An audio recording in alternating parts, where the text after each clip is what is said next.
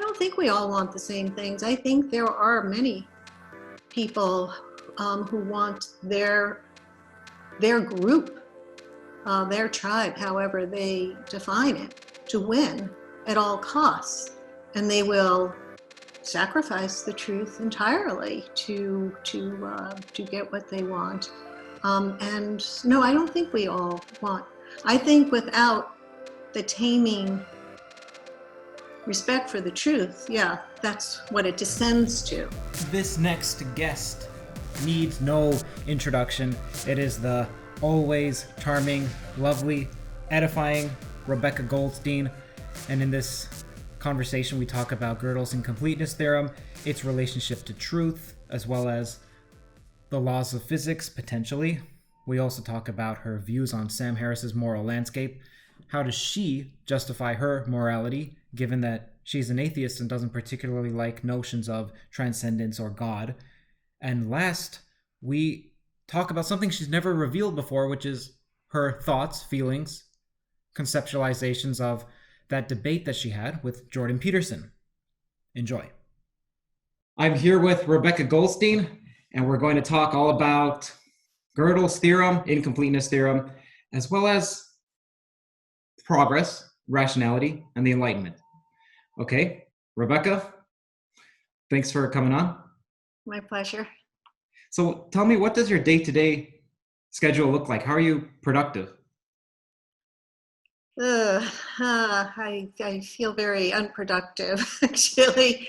You mean as of late or As most of the time? Maybe 2016, when politics have become too interesting and I waste an awful lot of time. Politics, on reading up on politics and doing whatever I can. So I sometimes wonder whether when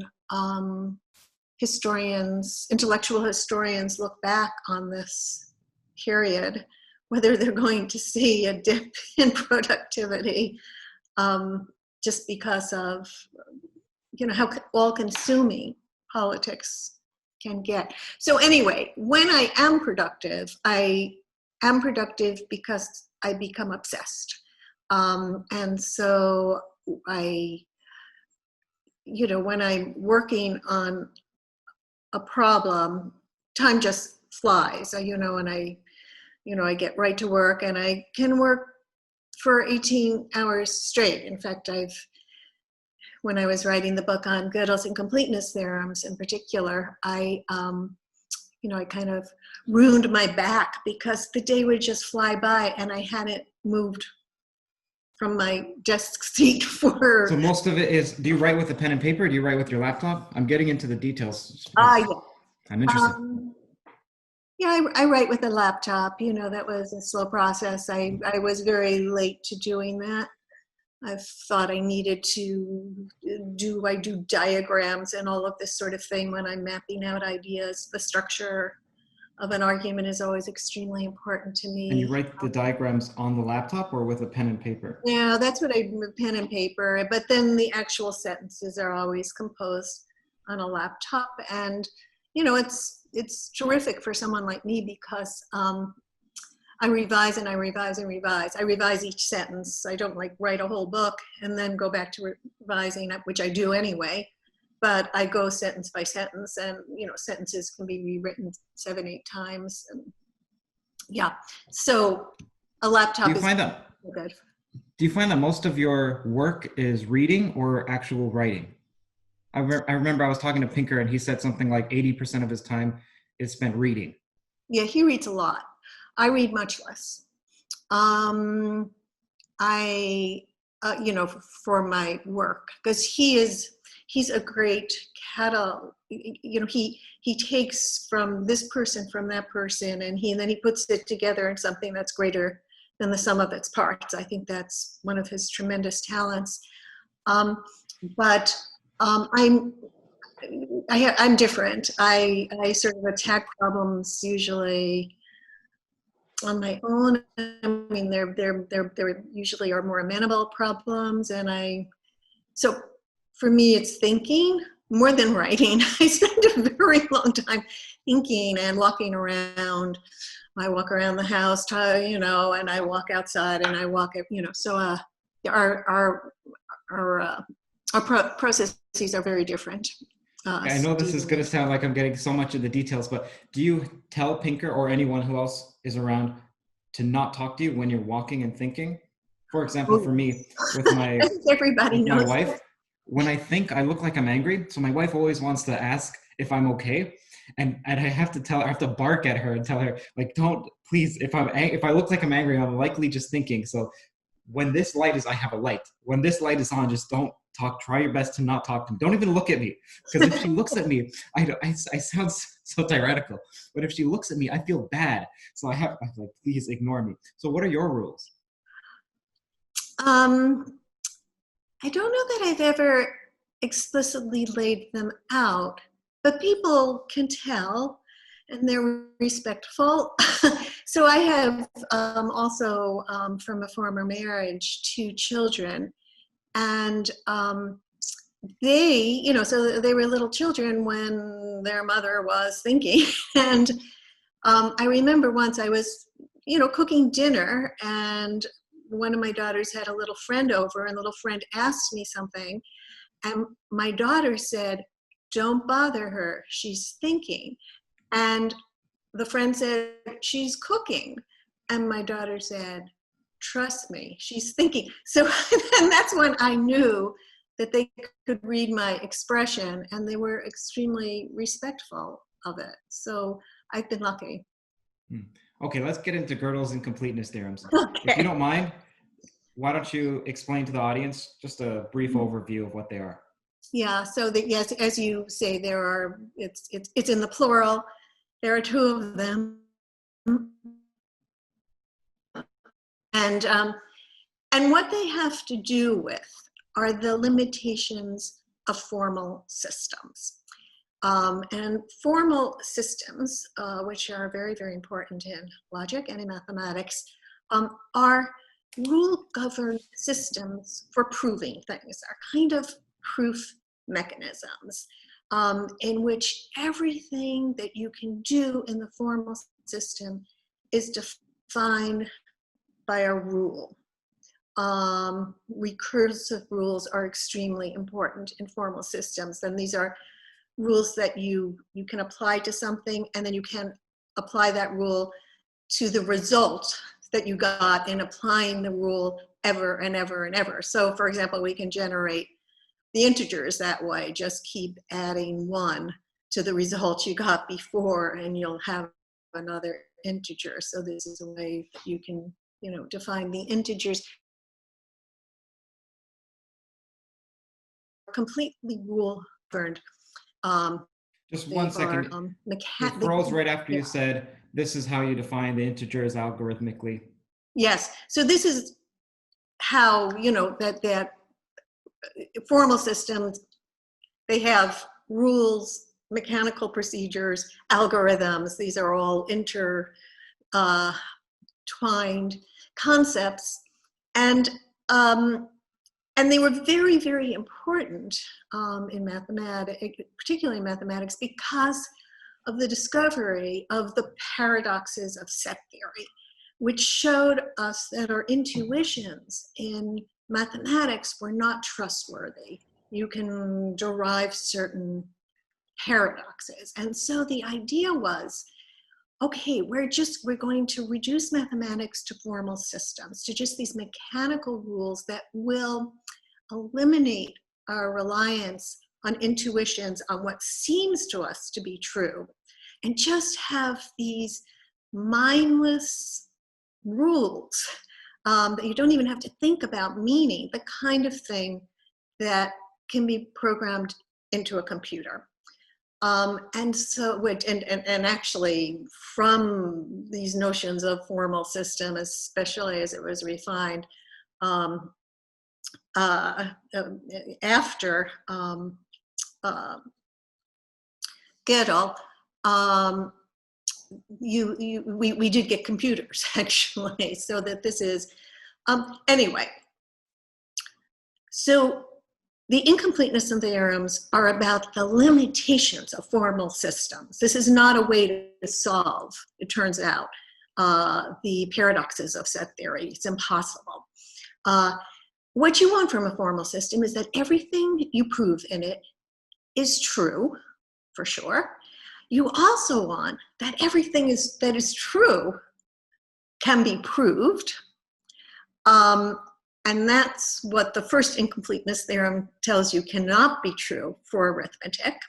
Everything that we can prove in a formal system of arithmetic is true, but not everything that's true can be proved in a formal system. And then you can try to add an axiom to that formal system so that you can capture the thing you couldn't prove in the previous one. Well, you can derive other propositions that won't be provable in that system, and on infinitum. So that's the first incompleteness theorem. There are true propositions about the integers that can't be proved in any formal system. And then the second incompleteness theorem is also kind of devastating, because the one thing you really, really want from your formal system is that it be consistent. That is, that you can't prove a contradiction in it. You can't prove for some proposition P that both P and not P is true. And of course, that would be contradictions are false. So that would negate, the first thing, which is that everything you prove in a formal system is true. But it's much more serious than that, because technically, in formal logic, from a contradiction, anything follows. So you can prove absolutely anything. I can prove that 1 equals 3. I can prove, I can prove anything in an inconsistent system. So the fact that when you're using a formal system, you cannot itself prove its consistency is kind of devastating. Okay, let me see. Let me restate that. Yeah, you can go outside of the system by, for example, giving a model for the system that will show that it is consistent. So it's not that but within, one of the things that you can prove within a formal system is the consistency of that system itself. That's the second incompleteness theorem. I'm sorry, you were about to ask something. Yeah. Okay. So I'll make a synopsis just for people who are listening. In math, you have a statement like, let's say that even plus even equals another even number. So you take two even numbers that equals another. How do you know that that's true for all even numbers? You have a proof. It's almost like the way that I like to explain it to people is like Sherlock Holmes. You have the dead body, and then you want to say who killed, and then you go step by step. There's shoes here, and the shoes can only belong to a man because of so-and-so, and the dog didn't bark because they know that so-and-so. So okay, great. So now we've gotten step by step, deductively, we've gotten to the conclusion. Therefore, this conclusion is true. Okay. Now the question is, does the reverse hold? Okay, well, if something is true, can you always prove that it's true? For mathematicians, for a while, it was like, what does it mean for something to be true and not proved? Okay, but then Gödel said there are some truths inside a formal system. You fix a formal system. There's some things that we can see from the outside that it has to be true, but we can also see from the way that it's constructed that you can't prove it within the system. Okay, so that's the first one. The second one is also that you can't prove in your own system the consistency of your own system, otherwise you'd come inconsistent. Consistency just means, like Rebecca, you just said, you can't prove A and not A at the same time. Yes. Okay. Yes. Okay, so that is exactly it. So this why does that matter? Why does that matter to people? Like, that just sounds so esoteric to most people who are listening. Yes, it does sound very esoteric. Well, it was, as I said, we had always depended on these intuitions. Like if you have a predicate, forming a predicate, you can form the set of all things that satisfy that predicate. So the predicate of like being an American president, there are how many people? 45, right? 45 people for whom that is true. I think Trump is 45th president. Anyway, not according to some people. Yeah. and so there's that set that satisfies. Well, now that just seems, intuitive. For every predicate, you can form the set of things satisfying that predicate, and set theory depended on that. Well, consider the following set: the set of all sets that aren't members of themselves. So, is there such a set? Turns out there can't be such a set, because a set of all sets that aren't members of themselves, if it's a member of itself, then it's not a member of itself, and it's not a member of itself, it is a member of itself. That's a classic paradox. It's a member of itself if and only if it's not a member of itself. That was a paradox discovered by Bertrand Russell, the philosopher Bertrand Russell. There were other paradoxes, but that's a classic paradox. Now that still sounds like it doesn't matter. So how does this matter to someone's day-to-day life? Or does it not matter? Well, let's see if it matters. So it is something about mathematics. It matters in terms of, as you had sort of indicated, what makes mathematics true. Mathematics is a little mysterious because it's not empirical, right? That's why mathematicians are so cheap for a university to hire, right? They only require blackboards and chalk and erasers, basically. And and there's a joke connected to that philosophers are even cheaper because they don't require the erasers. Right? You can never discover you've made a mistake in philosophy. Whereas physicists and all the empirical scientists, they require laboratories and observatories and, all this expensive stuff, accelerators and God knows what, right?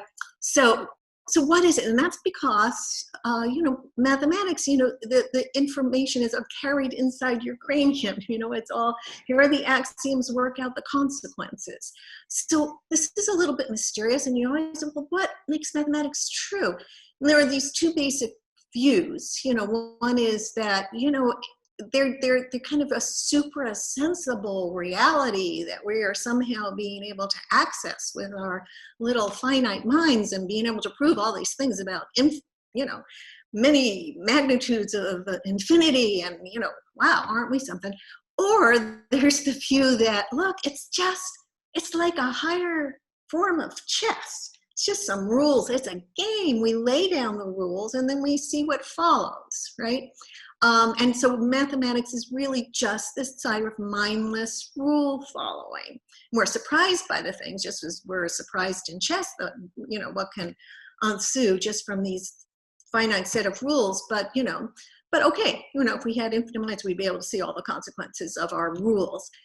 Gödel showed that there's something wrong with that first answer, right? It can't just be a matter of rule following, of mindless rule following. And he was a Platonist, and that's that view that mathematics is kind of independently true. The moons of Jupiter was spinning around Jupiter before we put the telescope to our eyes, and so too mathematical truths. That there's just an infinity of it. So in that sense, it's interesting. Here's the other thing: people have claimed very large consequences from Gödel's incompleteness theorems about both mind and matter. And Gödel also considered it about mind, if there were consequences. I have a little story about that, maybe I'll get to. It was an argument that was first published by a philosopher, John Lucas, in I think 1964, arguing that Gödel's incompleteness theorems show that our minds can't be digital computers, that even in our doing mathematics, we're not doing it formally. That's how we know that these propositions that we can't prove are true, and that even our mathematical knowledge can't be programmed into a digital computer. Therefore, we are not computers. Right. And so that is, and Roger Penrose, the great physicist, polymath, wrote 2 books arguing such things, The Emperor's Hmm. New Mind and Shadows of the Mind, enlarging on this argument of Lucas. Yes. And so actually, so here's my little story, which is when I was a graduate student at Princeton, my then husband was at the Institute for Advanced Study, and Gödel was there. Oh, wow. Yes, Your ex-husband was a physicist, am I correct? he Yeah. is. Sheldon Goldstein, a most excellent physicist. And so now Gödel was a famous recluse.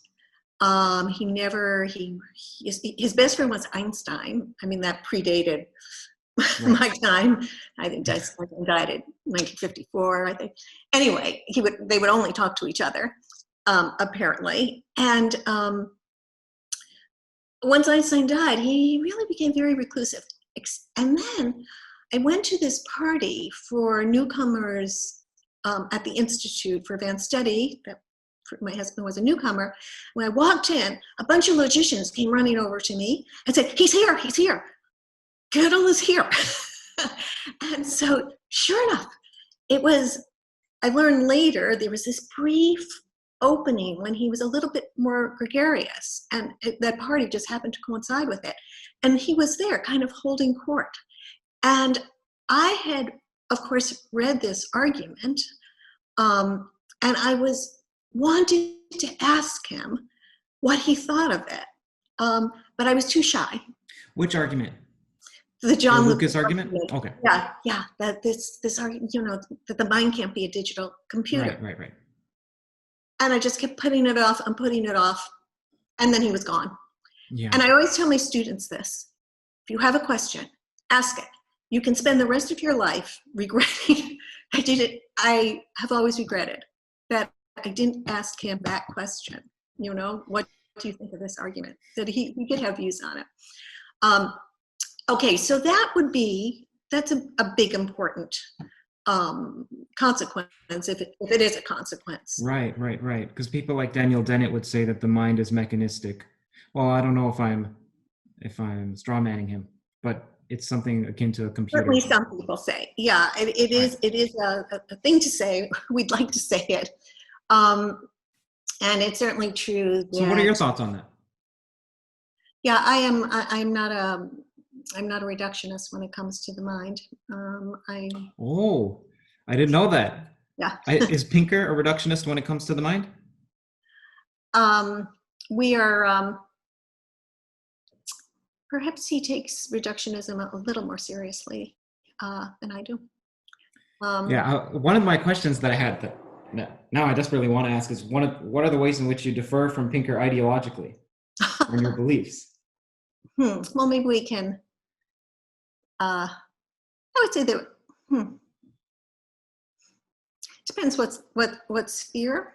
I think if it's political, I probably am a little more to the. I am more to the left, but we are philosophically. No, I think that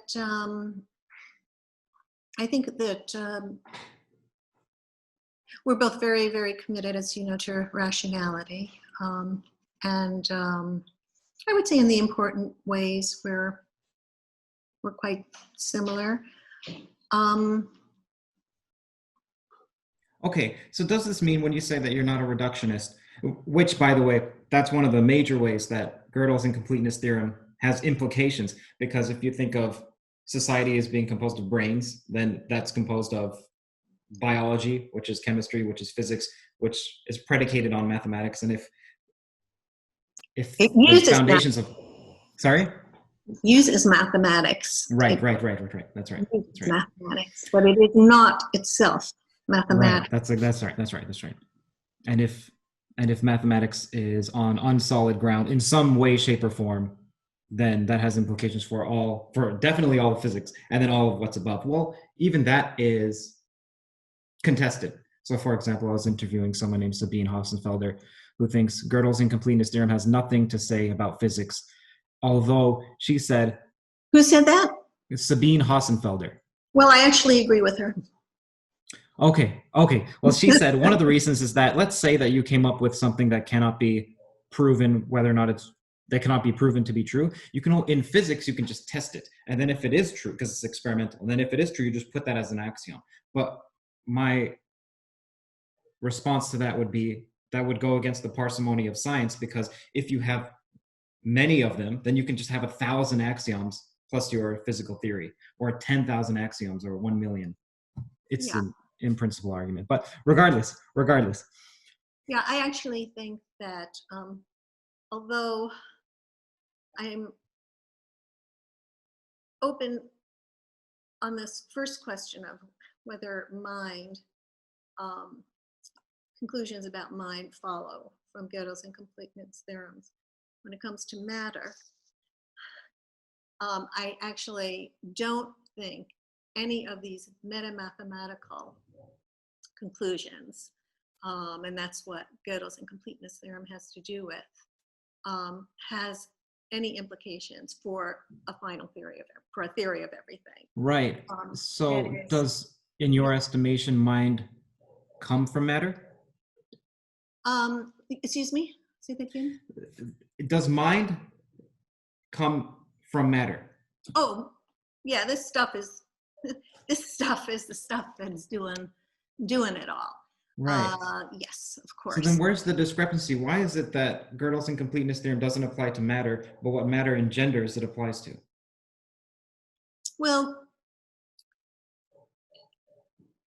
what we want to know about mind is it a computer? Is everything that the mind is able to do, in particular in doing mathematics, but all the other things that our minds do, is this something that a computer could do? And there's reason to think, because of what the computers are, everything that happens in a computer is computable, right? It's all working according to this, to these algorithmic rules, that maybe that the powers of the mind exceed that. And that even the notion of truth itself, mathematical truth itself, and that's Tarski's undefinability theorem, the notion of truth itself can't be formalized in a formal system. It exceeds what we can get out of a formal system. Truth is enmeshed with the notion of meaning, and and this meaning, that was the whole point of computability.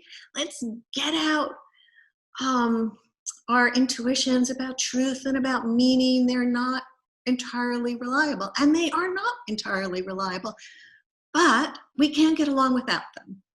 We can't even do mathematics without them. If we confine ourselves to doing what computers can do, they're very, very useful for solving many mathematical problems.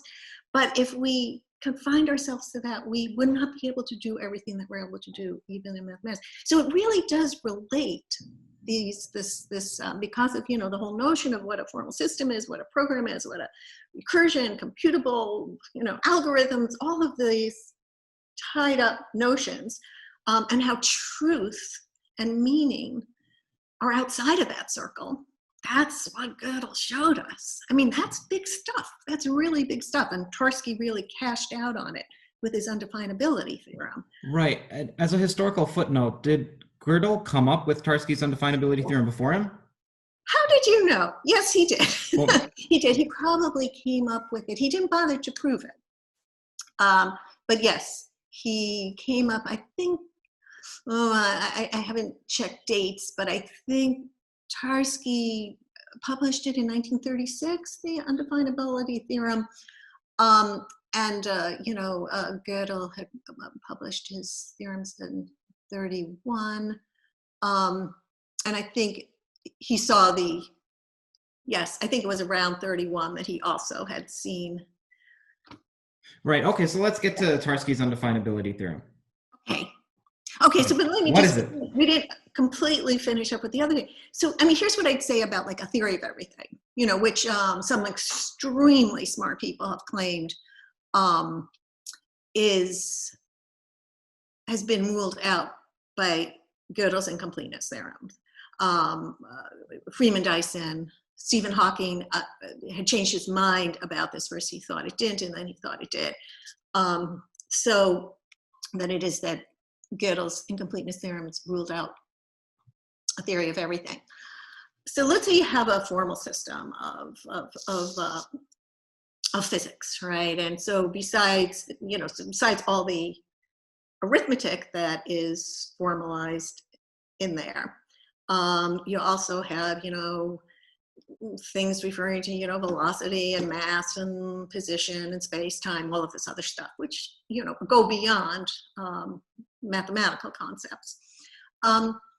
I think the only thing that really follows from Gödel's incompleteness theorems is that there will be arithmetical propositions within that formal system that you will not be able to prove. That's what follows. That's what Gödel showed. But this is nothing about the completeness or lack of completeness of the physics in this formal system. So I don't think that this metamathematics actually has this implication. So that's, anyway, that's my point. Right. Just so we're clear for the audience, what is Freeman Dyson's position on it and Stephen Hawking's? And then why do you disagree? Like, where's the disagreement between you and? So he says, I think, where did this come from? He hasn't written extensively on this. I think in the New York Review of Books, I think when he was reviewing Brian Greene's book. He as in Hawking or Dyson? The Freeman Dyson, yeah, Okay. Freeman Dyson. He said, look, Gödel's incompleteness theorem shows that there are an exhaustible number of true propositions in mathematics that can't be true, and because of that we can't show is true, I'm sorry. Right. And because of this, since physics uses mathematics, it follows that there are an inexhaustible number of physical propositions which can't be proved true. And I say, you're saying that that's a leap? I say that's a leap. I say that's a non sequitur, actually. Yeah. So, yeah. Okay, let's get to Tarski. We could spend the entire hour talking about this stuff. It's extremely rich and extremely complicated. And I think for me always, it's let's first look at the incompleteness theorem, see what they're proving, how they prove it. The fact that they're proving something about formal systems of arithmetic. We can't prove, and so in this theory of everything, we will not be able to prove complicated truths about the integers. But we don't need to do that anyway in doing physics. That's not the kind of math we use in. Right, although there's a generalization of Gödel's theorem, which implies Gödel's theorem and is easier to prove. And I think it was by Turing and Gödel about mechanistic. No, the halting, and just about any mechanized system. Now, someone named Stephen Wolfram, who's a theoretical. Now he's I know, and he was before. Right. He says that the base of our reality is computation. And I'm curious if that's the case, what he defines computation as and what Gödel's incompleteness theorem has to say about that. But that's for me to ask him. Okay, so let's get to Tarski. What is his theorem? It is really what I just said, that the notion of a arithmetical truth, again, it's about arithmetic, right?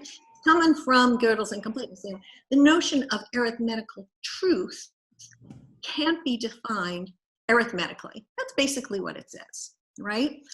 So again, this is quite a limit. So the notion of truth, the semantic notion of truth that is involved with meaning and all of this, can't be defined syntactically. That is, by these rules of what are the symbols and how you can put the symbols together and which strings of symbols can fall from other strings of symbols. That's what a formal system tells you, right? Right. These are syntactic rules. You can't get the semantic notion of arithmetical truth out of. Now, does that have, in your estimation, any implications on truth in the way that people will colloquially use the word truth, like I No, believe that this is true, or this is scientifically true, or objectively no. true? But Tarski also wrote about semantic truth. That is the thing that we can't get out of syntactic truth, right? It's larger than syntactic truth. He also has he has, and this is now we're talking about philosophy of language. We're not talking about philosophy of mathematics anymore. We're talking about meaning and truth. And so he has this a classic paper on the semantic notion of truth. And what he basically is arguing there is that you can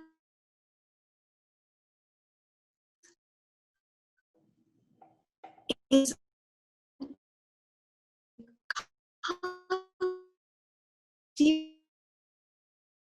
into the very.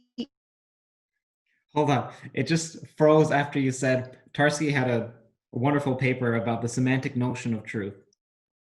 Truth, in which he, in some sense, it claims that truth, the semantic notion, can't really be defined either. You can't have a big, interesting theory of truth.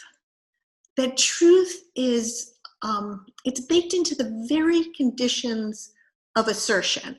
That when I assert anything, I'm asserting it's true. His example is the proposition snow is white is true if and only if snow is white. I mean, it sounds so prosaic, and in some sense that's what he's saying.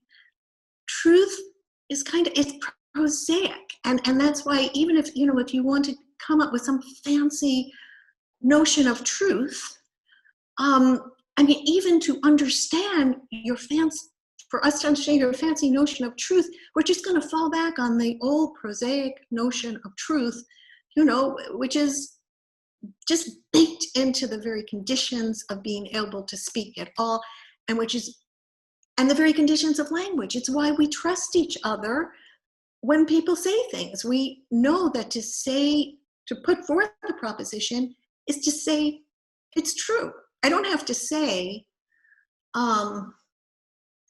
the proposition, I'm going to stick with Trump, right? The proposition that Trump is, it was elected, let's make it, the proposition that Trump lost the popular vote in 2016 is true. All I have to say is, I don't have to say that. All I have to say is, Trump lost the popular vote in 2016. I am already saying it's true. And that's more or less what and that and it's tied up with meaning, and it's tied up with the very conditions of language, and you just can't have any more interest. It's a deflationary view of semantic truth. This is very interesting because people have put forth all sorts of theories. Okay. Just a second. As far as I know, there's a couple of theories which correspond as pragmatic. And deflationary, I never understood. So do you mind explaining what deflationary means? The deflationary theory of truth. There is no truth? It deflates all theories of truth? It deflates all theories of truth just because truth is too basic. You can't have a theory of it. It's just baked into what we do, the most fundamental thing that we do with language, which is to make assertions, right? To make an assertion is to say that thing that you're asserting is true. And that's the most basic thing that we can say about truth. Okay. Yeah. And you don't have to talk about its correspondence to reality. You don't have to talk about its cohering with other things. You don't have to relativize truth. I'm sorry, I don't want to get bogged down in truth like Sam Peterson, but it sounds like what you, I only study correspondence, coherence, a minor amount, pragmatism, a minor amount, and deflationary, I know almost nothing about. But it sounded like when you were explaining a view, which is snow is white, and it's true if snow is white, or that particular snow is white. That sounds like a correspondence because you have a phrase and then you correspond to the external world. Is that not? Well, I mean, it's kind kind of like correspondence, but you don't have to I just don't reify. know. So please, forgive my ignorance. Yeah, you don't have to reify states of affairs, that a proposition is true if and only if there's a state of affair that corresponds to it. It's really just pointing to, in a kind of Wittgensteinian way, what is it that we do in the most fundamental language game that we play, which is to make assertions so that we can share information with one another. I mean, these are the very roots, the genealogy of language. Why did language develop among the species of apes? It's because some people are in a better position of knowing certain facts than others, and we develop language so we can pool our knowledge, basically. And so it sort of just comes right out of the very conditions in which, the genealogical conditions in which language evolved. And it is that, a proposition is true. To assert that this proposition is true is to assert the proposition itself. Right. The most interesting thing you can say about truth. Now the postmodernists would disagree with that. So I'm curious, what do you feel like is correct generally about their sentiments, and where do you disagree and why? So I guess postmodernism is one of those terms that links together an awful lot, right? And so there is postmodernism in literature, for example, and I like it. I find it interesting, and there's, You like it because it's interesting, or you like it because you believe what it's saying is no, true? I don't think so. I think maybe in general what we mean by this term postmodernism, wherever we apply it, in intellectual domains where I think it's worthless, or in artistic domains where I think, no, you can get some interesting art out of it, right? I think in general what postmodernism is about is, there are certain conventions that govern these various domains. And postmodernism, and generally they're invisible. You do the domain and you don't think about the conventions that you're employing in doing this thing. So for example, when a novelist tells a story, she's making it up, and there are all sorts of conventions that pull in the readers and make the readers think to live this reality in the way that you have to live it in order for the novel to work. Well, what if, the novelist calls attention to the fact that she is making this all up by putting herself into the story, and so calling attention Right. to the conventions, and that can be cool. That can be cool. What you're referring to is self-reflexivity. Yeah, exactly. But that's not all that postmodernism is. Philosophical postmodernism is summed up with skepticism of grand narratives. So in doing intellectual work, there are certain, conventions of truth, right? I think Tarski, that's part of what Tarski is talking about there. And what if we,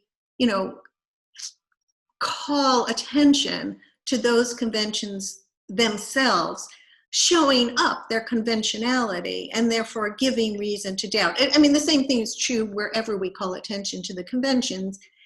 One does it to, call attention to the fact that these are conventional, and therefore open to doubt. What would it be like to doubt them? What would it be like to produce art that doesn't play by those conventions? Well, what would it be like to produce intellectual work that doesn't play by the conventions of, say, truth and meaning and all of these things? And there, I think, because of what Tarski is saying about truth, you end up with nonsense. You can't, to assert is to assert that what you're saying is true. To put forth a theory that calls into doubt the conventions of truth that are baked into the conventions of assertion is nonsense. I'm going to have to believe what you're saying about truth using the old prosaic notion of truth.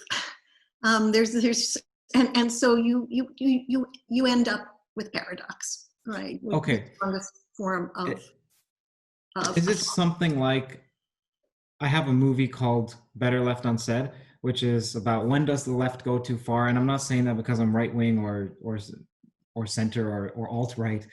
It's just because people like Pinker, who considers himself to be on the left, also see that there's an extreme left and they want to delineate themselves. So it's pretty much about delineation. In it, I found that Habermas, who's a social constructionist, which is extremely interesting. I thought he would just agree with the postmodernists. He critiqued the postmodernists by saying you can't have these these two statements, which is, well, you have two different truths. Truth sub one is, truth is what, I forgot it, but whatever. It's that truth exists, and then truth sub two is, truth is whatever I say. Yeah, that's right. That's the social constructionist theory of truth. But truth sub two depends on truth sub one. So it's essentially saying there is no truth, but that statement itself is a truthful statement. At least you're asserting it. Is that what you're saying? Yeah, more or less. Yeah, absolutely. Yeah. I mean, if you, these things are just making, and this is, again, I think this is the hashing out. What if they said this? What if they put an asterisk? There is no truth except this one. Well, what reason would why would I ever Okay. that there, so, and I'm sure, so there is, I mean, there is no truth except this one. I mean, that there is no truth except this one. I'm sure you could generate other statements from that, that would also have to be true there. I mean, there's no way that you could restrict that to simply that. I see. Now, what about the power play that comes hand in hand with postmodernism? So, I mean, it's also groups reign for dominance. Yeah. So without truth, look,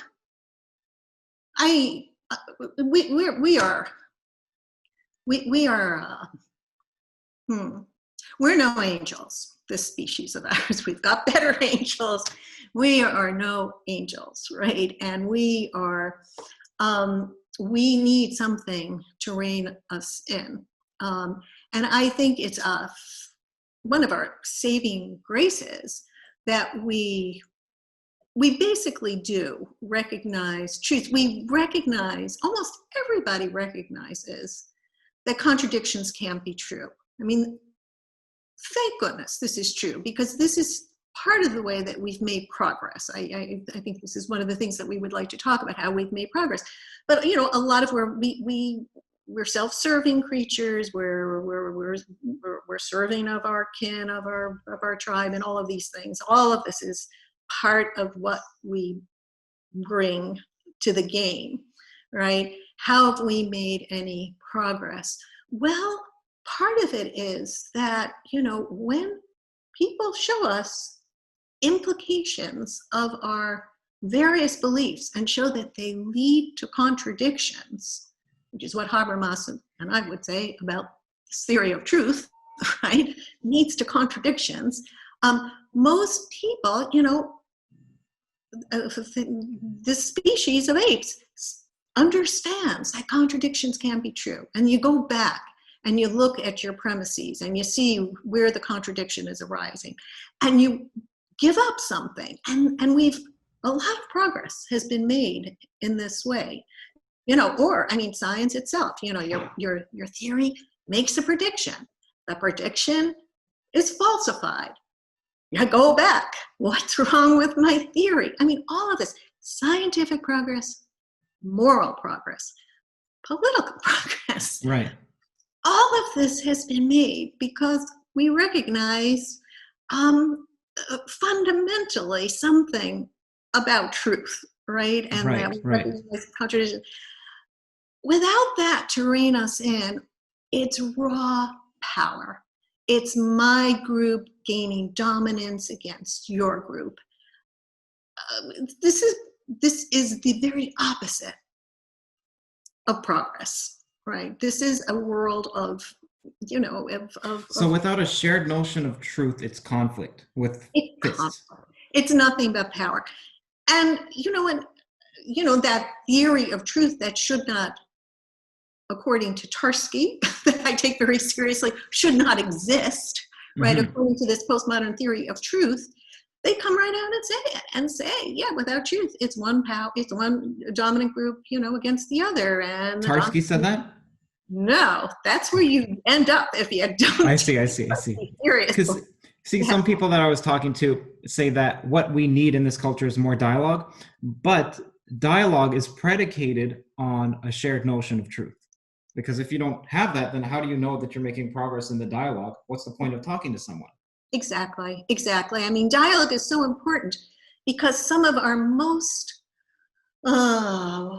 efficacious or operative um, presumptions are invisible to us. They're so deep down in us that they're quite invisible to us.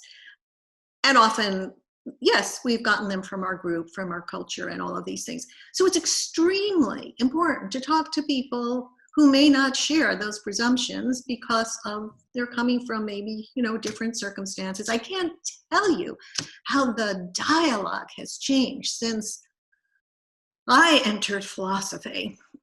Mm. Um, and was always the only woman in the room. Okay. The only Oh, woman. And now how it has changed because certain presumptions just weren't apparent to people until for example. that there was something, I think it's really changed there are certain ethical dilemmas that arise within families and who do you owe your allegiance to that have been really strengthened by women entering into the conversation because women are often pulled in very many directions and have family obligations or feel family obligations in a way sometimes men don't, right, for probably good evolutionary reasons. That's a I politically see. incorrect thing to say. Okay, But so anyway, but it's changed the dialogue.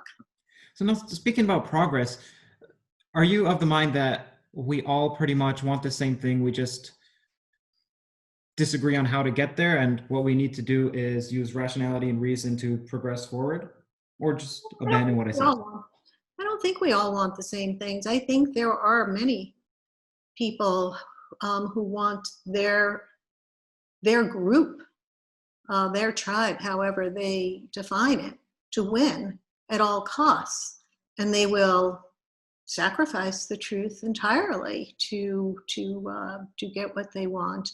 And no, I don't think we all want.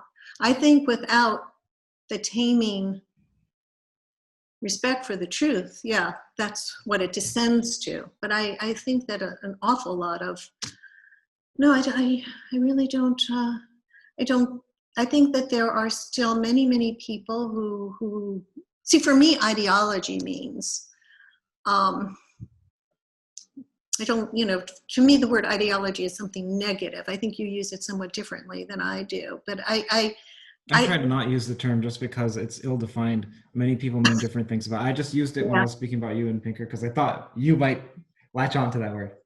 Yeah, I mean, to me, it's a negative word. It's a kind of sacred truth thing. That there are certain truths that I'm just not going to ever give up, even if they're empirically Dogmatism. proved. Even if they're Dogmatism. Is it different than dogmatism in your eyes? It's different than dogmatism. It's almost the same thing as Okay. almost but except that it's like a theory. It's a whole cluster of interlaced groups of truths or claims of truths, often, politically or, politically motivated. I see. Yeah. Why don't we define for the audience what you see as rationality and then progress? Okay. Well, what I see of rationality is one, tremendous respect for the truth, right? It's a sort of attitude towards the truth. It is a recognition of our own fallibility. I don't think you can be rational without recognizing our weakness, having a kind of epistemic modesty, right? And not only recognizing this about one's species, which is very, very easy, but about oneself. And so developing critical, self-critical attitudes towards one's belief and being willing to do everything you can to challenge those beliefs, which often, involves talking to people who don't believe as you do. I have changed my beliefs radically in my lifetime, often at great personal cost, right? I was born into a extremely religious family, and I don't have those beliefs anymore. And that is something I didn't want to differ from my family. This was not a rebellion against my family, and I am still extremely close to my family. But it was, an impossibility to believe in the way that I had been taught to believe. And it is, I think that is, part of, maybe I'll change my mind someday. It's always open. Right? This is always open. I've changed my mind about many, many things, but that was probably, the deepest one, the one that cost me the most, and cost other people the most. So, this to me, this attitude towards truth, towards our own fallibility, our own epistemic modesty, this is what I consider to be rationality. Okay, you just said maybe I'll change my mind about that, and that's a view that you hold for, or you hope that you hold for all your beliefs. Now, what about, see, to me that would lead to nihilism. And I would like to know why you think it doesn't, or maybe you think now nihilism is salutary, or at least not non-salutary. But either way, what about saying that what happened in the Holocaust was great? Would you change your mind about, and if someone said that, and no, you hold the belief that it was horrible, and then someone said, well, aren't you willing to change your mind about anything? Are you willing to change your mind about that? I would hear their arguments. Yes, I would hear their arguments, and I believe I could knock them down quite easily. But yes, I would engage in a dialogue. I've engaged in dialogues with people who believe from me. Yeah. Okay. How about this? You have a self-correcting. Let me just say one thing. Yes. As Descartes actually showed us in his first meditation, sure. We don't have to, in being open to everything and using, radical methods of doubt and all of that, we don't have to go through every belief one by one. I mean, when there are infinite number of beliefs that we have, just looking out at the situation, I'm flooded with all sorts of beliefs about what things are existing right now in my vicinity and what conditions they're in. But there are beliefs that sort of are all joined together. So, for example, I have a view about the basis of morality, what makes propositions true. I'm open, very, very open to people arguing with me about that. A consequence of my belief is that the Holocaust was an abomination. Right. And, so somebody would have to so fundamentally attack my view as to moral truths, as to, in such a fundamental way that the Holocaust being a good thing for humanity. Look, and you know what? If you really don't believe, if you think that all that matters is dominance, of one group, and you want to make your group as strong as possible, right? And because that's all there is, really, that's all that's left when you do away with truth. Well, scapegoating is an extremely effective method of causing coherence in your group. When that, when King Ferdinand and Queen Isabella in the 15th and 16th century wanted, having reconquered Spain from the Ottoman Empire, wanted to unify it. What did they do? They picked on the Jews, right? They expelled the Jews. This was a very effective means of unifying and giving a national identity, because of religious identity, to their country.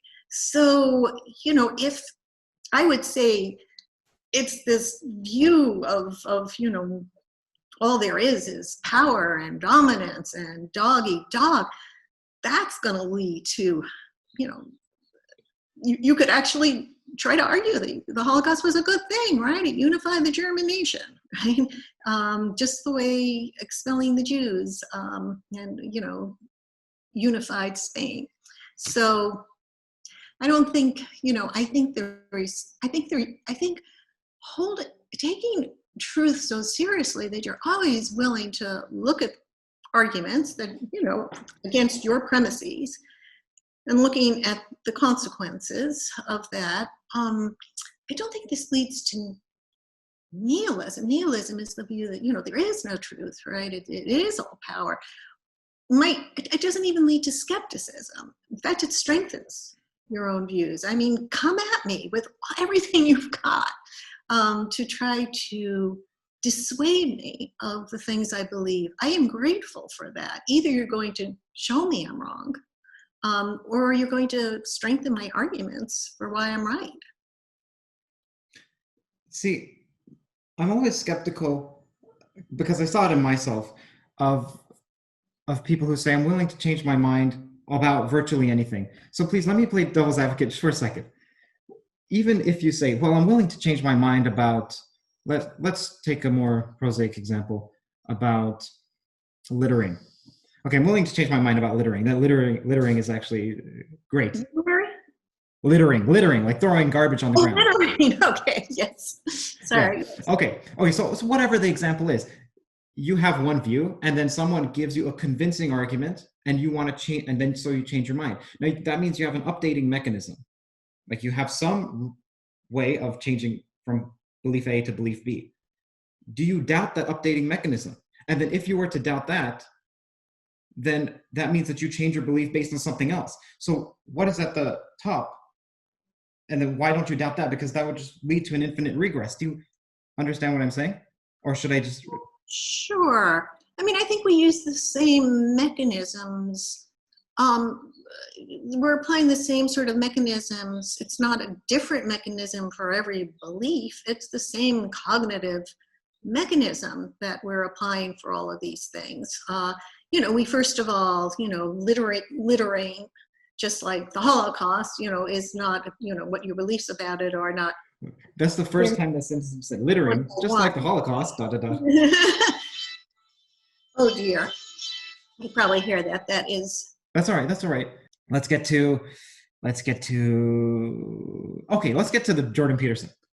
Jordan Peterson. Okay. Actually, yeah. Right. What did you want to ask Jordan? Or what did you want to respond to Jordan Peterson that you didn't get the chance to respond to him with? And what did you think about that whole debate with William Craig? Yeah. Oh, well, it surprised me very much. I don't debate people. I dialogue. I hate debates. You can understand. This is my whole approach. I don't enter into these things trying to win. That's what a debate is. And I want to know, what are your reasons? I want to ponder them. I want to. Yeah. Yeah. And okay, so let me rephrase that, not call it a debate. I know the title on the video, I believe it said debate. When I watched it, I felt like it was more just people conversing and asking each other questions. I don't know if you thought it was a debate, but it doesn't matter. What did you think of it? Okay.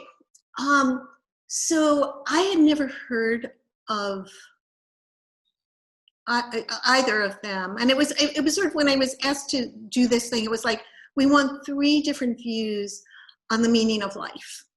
And so, I gave a sort of secularist, naturalist view about, because it's often said, and in fact was said by that other person who wasn't Peterson, whose name I can't remember. William. What was his William. name? William, yes.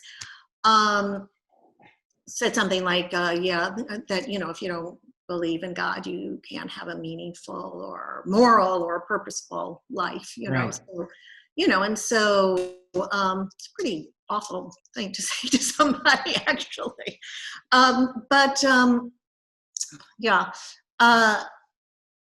So I've heard that kind of thing before, but anyway, so I was interested in presenting. No, you can. I hadn't realized that the place that I was speaking at was actually a theological,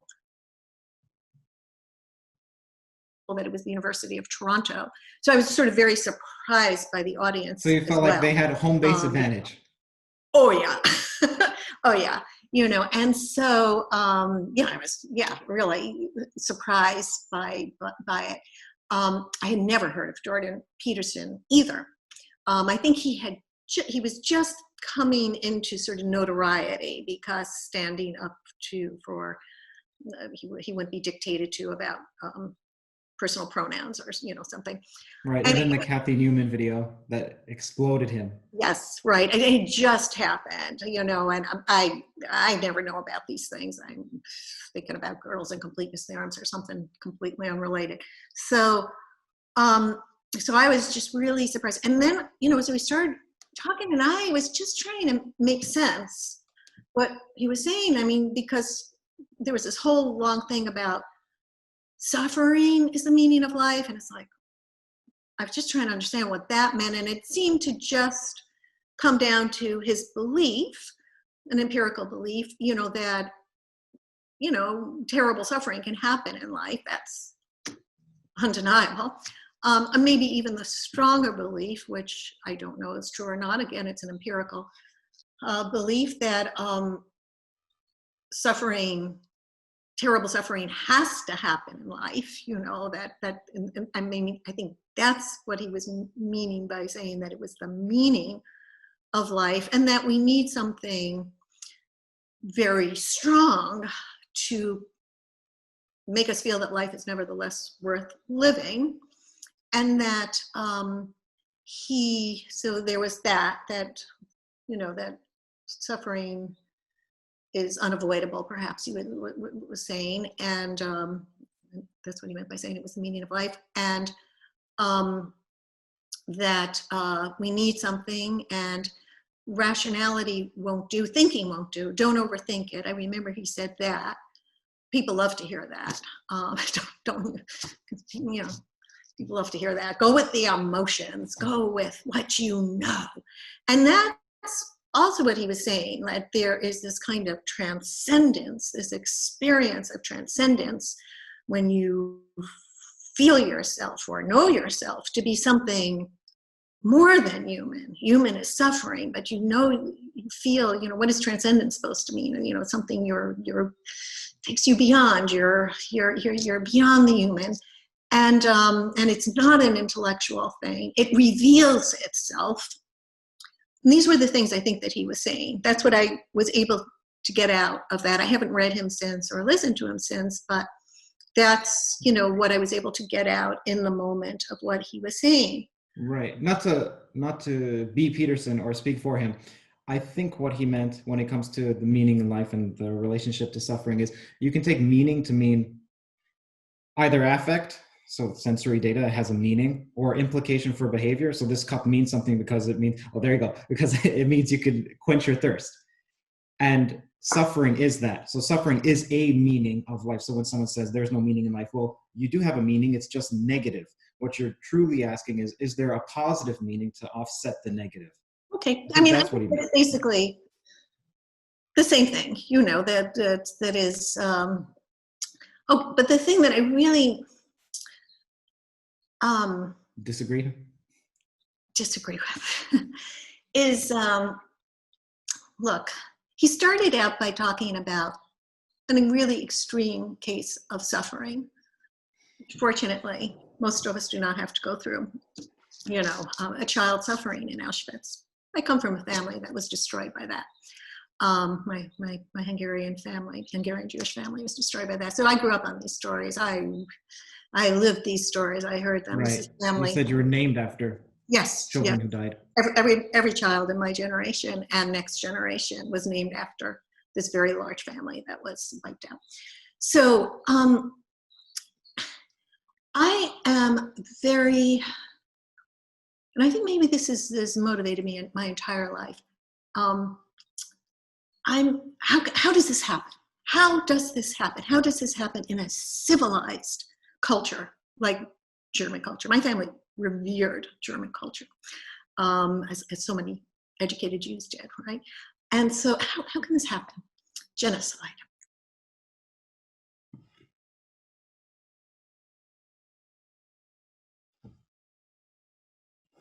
Just 1 second. I'm sorry. My headphones just died, so I'm gonna have to take them off and listen to you from the speaker. Because I value your time. You're a wonderful person. Thank you so much. This is fun. This is fun. This Okay, is a lot great. of fun. Great. Thank you so much. Thank you. So where were we? Okay, let me just ask Yeah. a question. I'll just make it a segue. Okay, so you were talking about how you felt about the Peterson debate, and you said, I think we just left off there. Yes. So okay. So yeah, this thing. Conversation or whatever we want to label it. So this transcendent kind of experience that just sort of reveals itself when you feel, you know, you are in touch with something transcendent that makes you transcendent. You know that there's you're larger than life, something more than people who don't have this experience. This is a very intoxicating feeling. I'm extremely wary of it. That because I think that in fact that is partly that is a mechanism that can go very wrong, morally wrong, and people who not to put too fine a point in it, the Nazis preached just such a thing. When you were at these rallies and you were part of this greater than the destiny of the German people, and it was just self-revealing, and it was such a powerful feeling. It's a kind of religious feeling. I mean, religion can have that as well, when you feel yourself chosen by God, or God is with you. It is just this sort of self-revelatory feeling. I mean, sometimes it can be in self-lifting, and you're an Ubermensch, you're more than human. I hate anything that makes us more than human. I'm very wary of it. I know it's enchantments. I know it's intoxications. I think human is enough. Really, human is enough. Understanding your humanity and the humanity of everybody else and how the same we are.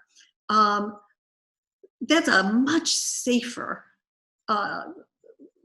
way to feel, and it is there's nothing grandiose, there's nothing deceptive about it. It is so. Anyway, I all of my alarms were going off between these two people, between these two men, both of whom. No, I think Craig realized that I was one. Never mind. I'm not even going to go there. But What? No, I'm not. What? But it was just a suspicion. I don't have really sound grounds to make sense. So, but on the one side, somebody saying, believe as I do, or your life is, you can't even be a moral creature. You can have no meaning. You can't have no purpose. And on the other side, this sort of this transcendence that reveals itself, and it reveals itself, and the experience itself. So if somebody tries to talk you out of it or something and say, look, this is taking you in a wrong place. No, it is self-proving, self-authenticating. this is anti-rational, and this is for me danger. So both of these people, all my alarms were going off. This is precisely, these are the things I don't believe in. And I see dangers in both of these sorts of things. I see suffering coming from trusting your feelings of self-transcendence, or danger coming from thinking, here, this way is morality, other people can't be moral, right? Which makes them less than human. So either be more than human or you're less than human. Okay, I think I've said enough. I don't believe, this goes against everything I believe in. I see. Now, with respect to morality, are you more of the Sam Harris type that would say that we can derive morality from something objective or scientific or fact-based? Or I am more with Harris. Science. I am more with Harris than not. That is, I believe morality is objective. Yes, I do. I don't think it is the same thing as science. I don't think that, and I'm not a utilitarian, as a matter of fact. I don't hold by that theory of morality. I think that perhaps Sam, I haven't discussed this with him. I would like to discuss it with him more. Is too hasty to go from morality has to do with human well-being to utilitarianism, right? That there are other alternatives, not where you dismiss human well-being. I think he says about Rawls, a Kantian theory that I take quite seriously, that it's separate from, it doesn't think of human well-being. This is not true. This is certainly not true, but it does, there are other alternatives. You can think that morality is objective, that it has to do with human flourishing, the flourishing of all, and not be a utilitarian. And there are tremendous problems with utilitarianism. I do think there's a way of deriving, ethics, and the fundamental fact of ethics, which is the equitable distribution of mattering over all humans, which is not to say that only humans matter, but it is to say that all humans matter, right? Other things matter too, other sentient creatures matter too, the planet matters, all works of art matter, all sorts of things matter that aren't humans, but that all humans do matter. And that's where we get into some of the problems with utilitarianism. Can you sacrifice an innocent if it's going to be good for the, in general, if it's going to maximize well-being for everybody, or there's some things that just can't, if the fundamental fact of everybody's mattering in the way that we know ourselves to matter, and certainly the ones that we love matter, then we run into certain problems with utilitarianism. But so anyway, that's basically all I would say. I'd say moral theory is very, very difficult. How are morals objective? Like, how does one make an objective case for morality? Okay. There are certain fundamental justificatory principles that we use in logic, in the rules of deduction, in empirical thinking, the rules of induction and abduction that give us the concepts of evidence, right, and deduction that gives us the concepts of proving things, of a logical consequence, and also in practical reason, right, in pursuing our lives.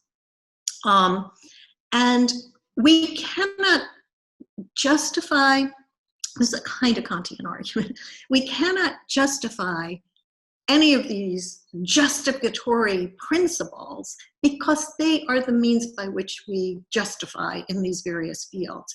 If I try to prove logic I'm going to have to use logic. It's going to be circular. Right. That's where Descartes got himself into the famous Cartesian circle. David Hume, great Enlightenment thinker, showed us that empirical reasoning, just thinking that the universe is law-like, and so using certain observable things as evidence for these laws on the basis of which we make predictions, which we use in both induction and abduction, inference to the best explanation. That presumption that underlies all of this scientific reasoning cannot itself be justified, because you can't justify it through deductive reasoning, and you can't use empirical reasoning, because empirical reasoning presumes the nomological nature, that nature is law-like, that there are laws, right? So if we find an anomaly, if Newtonian physics doesn't accord with our observations, we don't say, oh, well, maybe nature is just not law-like. No, we go back and we fix our approximation of what the laws of nature are. In all of our reasoning, in logic, in empirical reasoning, there are certain things, these are the principles that we're using, and we can't pursue a coherent life without using them. Right.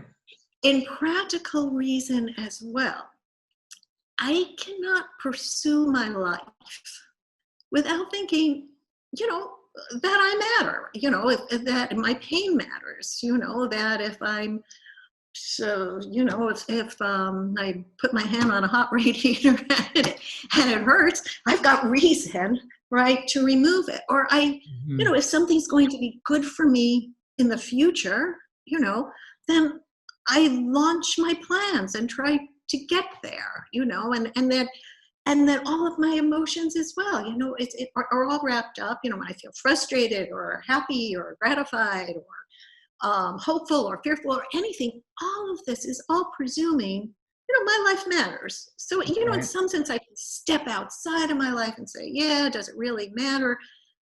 Maybe I'll decide it doesn't. And then I'm going to go into some sort of nihilistic funk, because my mattering matters to me so much that even thinking that I don't matter, is going to, get me into a funk, because that itself is a testament to how much, all our lives matter to us. We can't pursue them without it.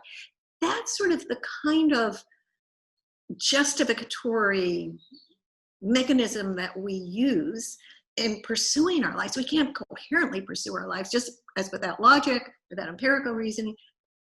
We can't pursue our lives without feeling that we matter. And then you might think, well, what is it about me that makes me matter so much? I mean, it can't possibly be that I'm just me, because everybody else feels the same way about them. Well, maybe it's because, I belong to the right people, the right country, the right this. You talk to enough people who maybe have the right race, the right complexion, right? Slowly, those ideas have been knocked down, right? That's progress, right?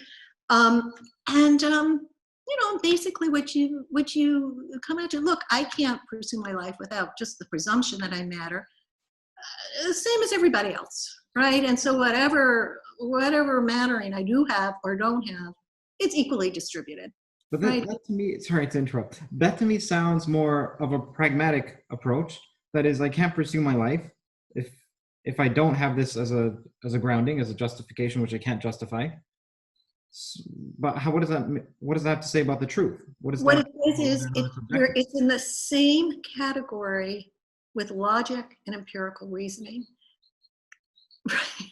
I can't justify logic, right? Without presuming logic. I can't justify empirical, are we going to stop doing science? Are we going to stop believing in causality and evidence and law-likeness? I mean, these are fundamental, to what it is to pursue a coherent life. It's the best we can do.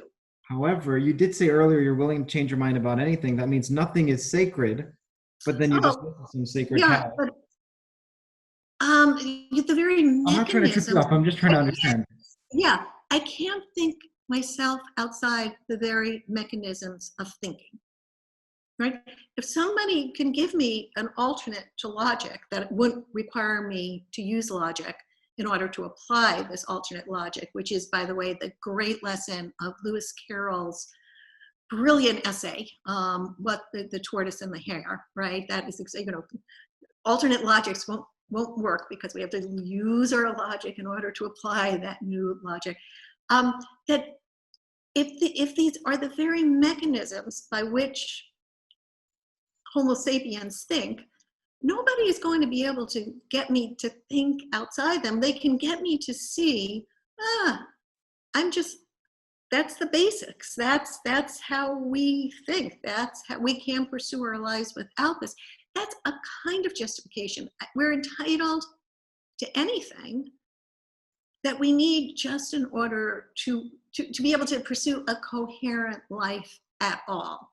That to be able to pursue coherent Why conversations, should coherence dialogues, be here? language. No, It's a kind of pragmatic. I agree to some degree, but I'm just playing devil's advocate. So what if someone says the skeptic, and maybe even the suicidal skeptic, who's like, my life doesn't matter, and now you say, well, it matters because I'm self-questioning, but that's not what I mean when I say matters. I mean, doesn't matter enough that I should go on, or it doesn't matter enough that pain should be stopped from self-inflicted pain or me inflicting pain on others. Maybe, it can happen that, your life matters so much to you, and your own suffering matters so much to you that you decide not to continue it, if life is, that.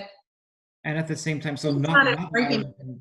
can be taken off the rails, but mattering too much is narcissism, and that can lead you to want to, if you read the diaries of people who are serial killers, they're egotists most of the time. Exactly. So the real thing to do, and so can this whole thing of self-transcendence and becoming an Ubermensch, and I think that this can also lead you to thinking, and has in the history, in the sad history of humanity, has often led to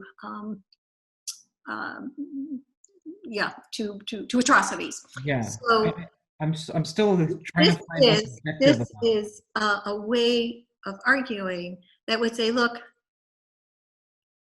the very mechanisms that we all have in thinking about our own lives, and even in deciding sometimes to give up our lives for a cause or something, that certainly happens, right?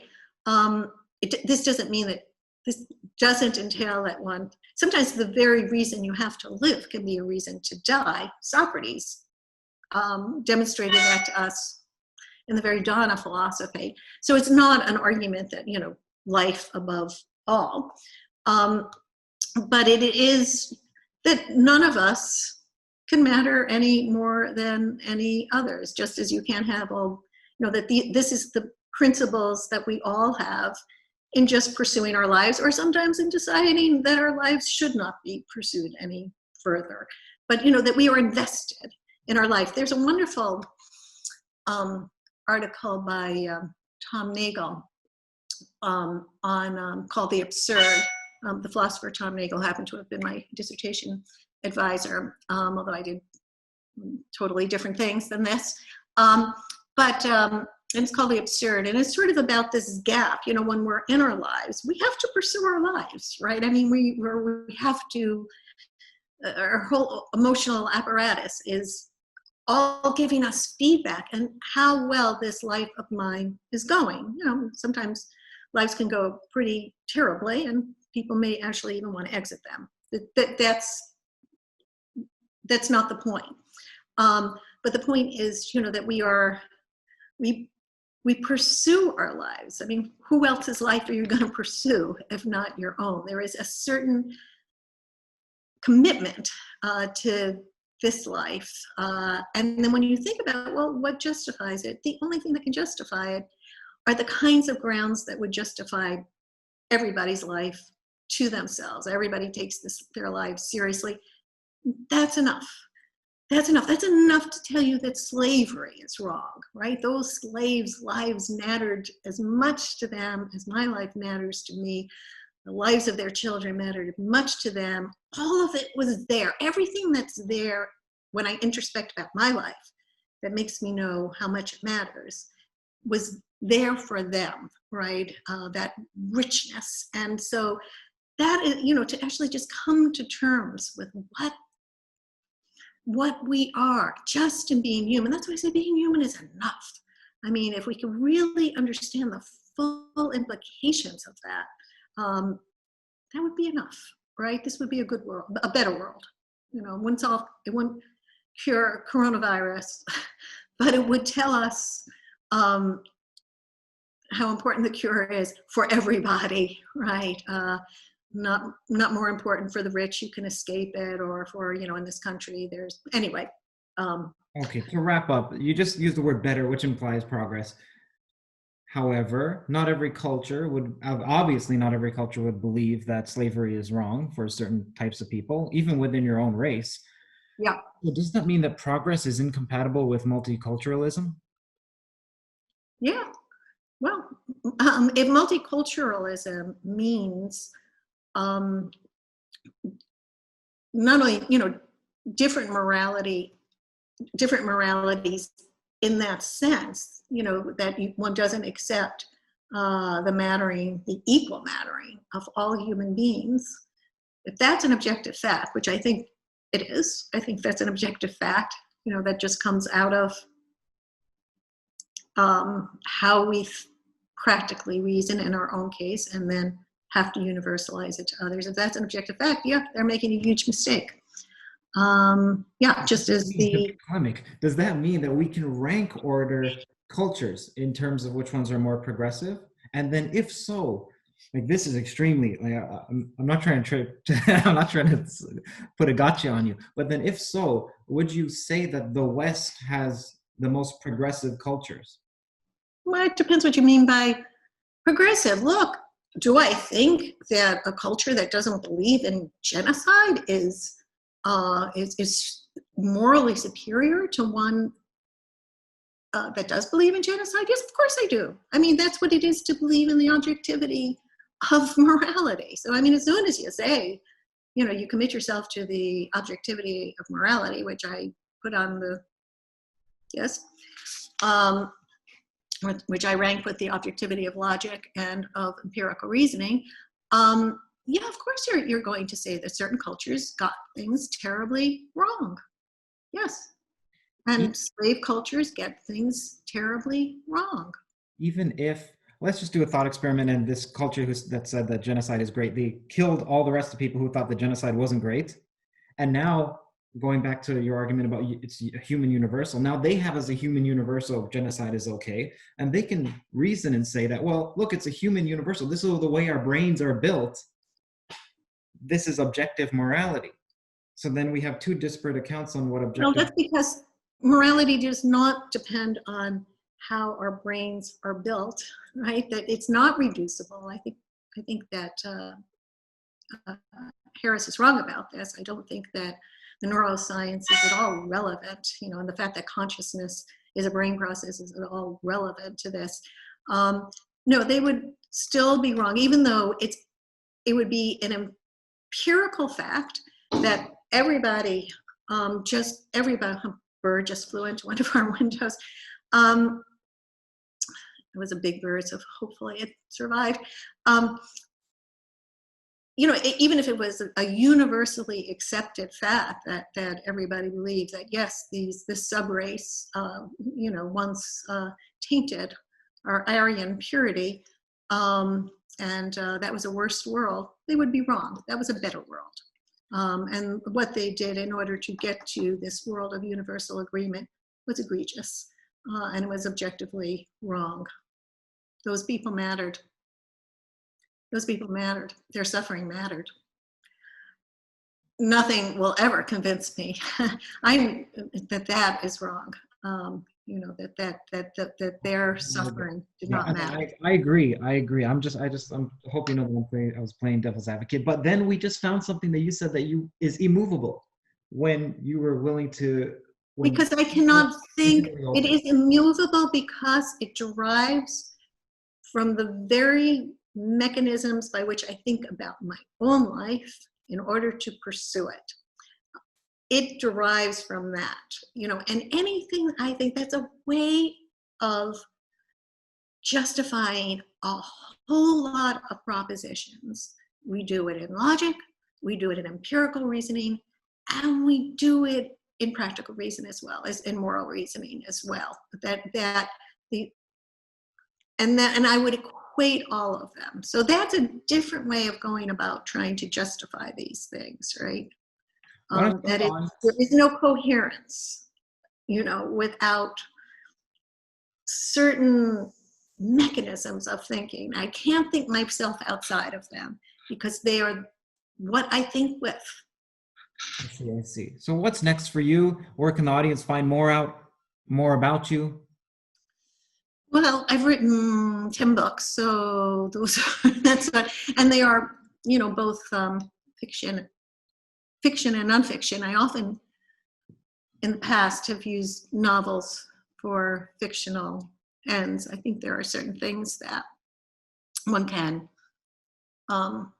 do in fiction that Because you wrote a fictional book, that's actually how I found out about your husband, who's a physicist, because I saw you wrote one that deals with quantum physics and yes. backgrounds in physics and math. And so I was wondering, well, most people misuse quantum physics. And so I was like, well, let's see. Let me learn more about her. Well, her husband at the time was okay, great. So at least he could have corrected her if she was going off the rails, like Deepak Chopra. Wait, I couldn't hear that. I said at least then, if you were saying something that wasn't comporting with the data when it comes to quantum physics, or taking the metaphor too metaphorically, like Deepak might. That's right. Your husband could have served as a correction mechanism. Well, I actually studied physics as well. That was my first major. And so I actually come from a background in math and physics. Cool. Never thought, I would do something like a novel.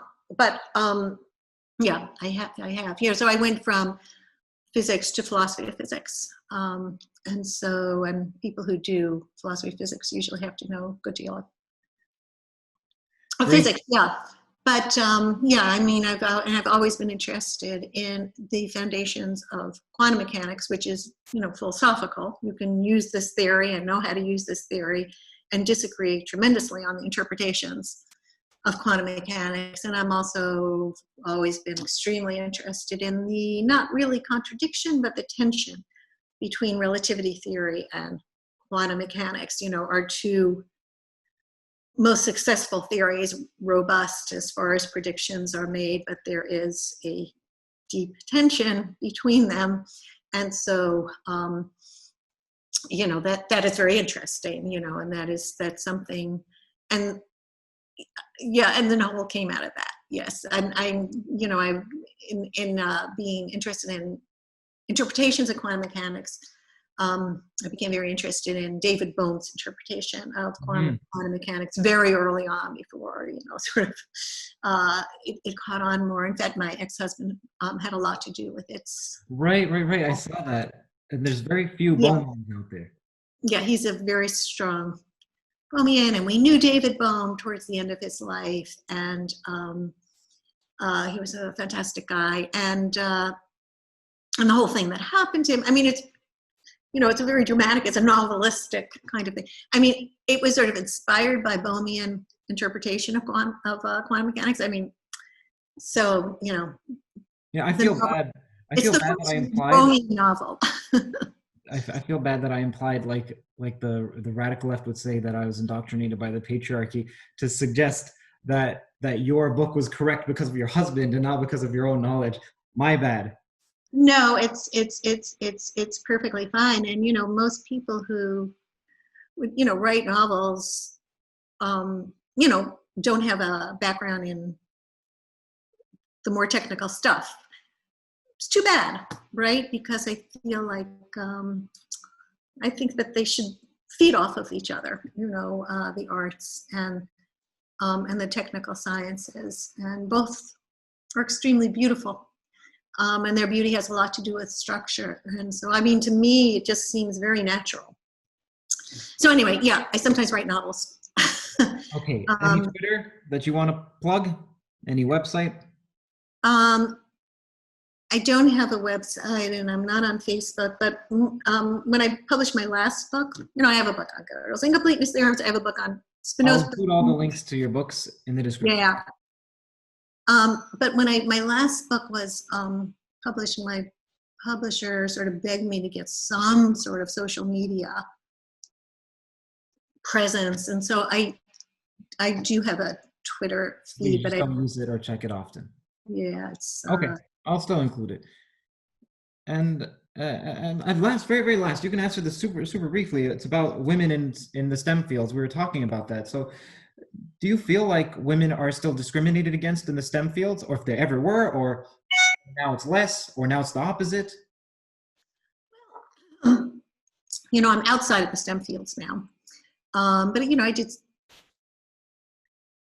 I think, there is in general a presumption of, there's often a presumption that women don't think as well, right? And, one of the, men are often very interested and very motivated to impress women, and nerdy men try to impress women with their nerdiness. I mean, I've had Gödel's Incompleteness Theorems explained to me by,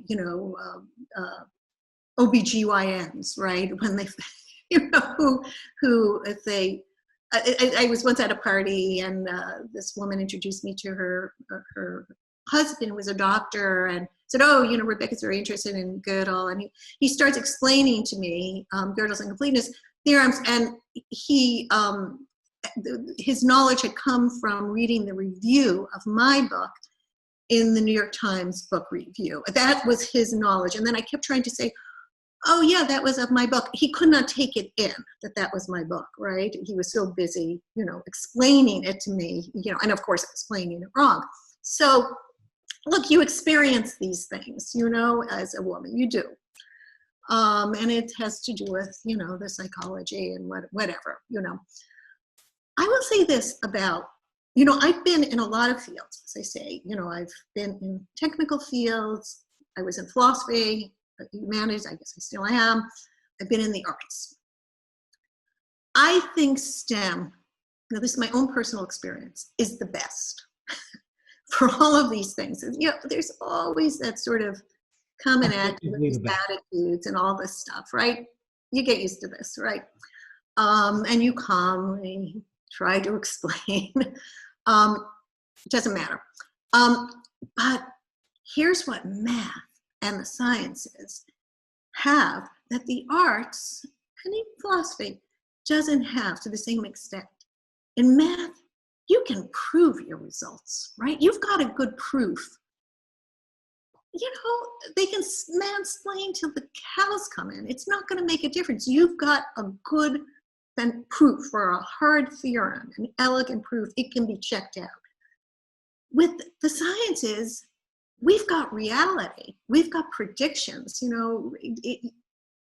So I'm very good friends with a cosmologist, female cosmologist, and went through all sorts of problems. She wasn't tenured and blah, blah, blah, blah, blah. She fought it. And then she had made some radical prediction. The evidence just came in. Thank you, universe, right? That's what you have in STEM, right? You can make you've got, the universe can give you data and can validate so if in the arts, it's all much more subjective. And I think women have a tougher time. I mean, there are certain kinds of women's subjects. You write novels about family dynamics and blah, blah, blah. That's women, and you're going to do fine. But, I do think that, since there's really nothing like what you get in math proof or in the sciences, empirical evidence to show if what your work is good or not in the arts, it's much harder. That's yeah. So give, as far as being a woman, it's better to be in STEM. That's what I say. Does that make sense to you? Yes, Does that yes. help you? Thank you so much, Rebecca. Appreciate your generosity with your time. Well, I appreciate your questions. They're good, and they, you know, they're substantive, and they were also very probing. So I appreciate that.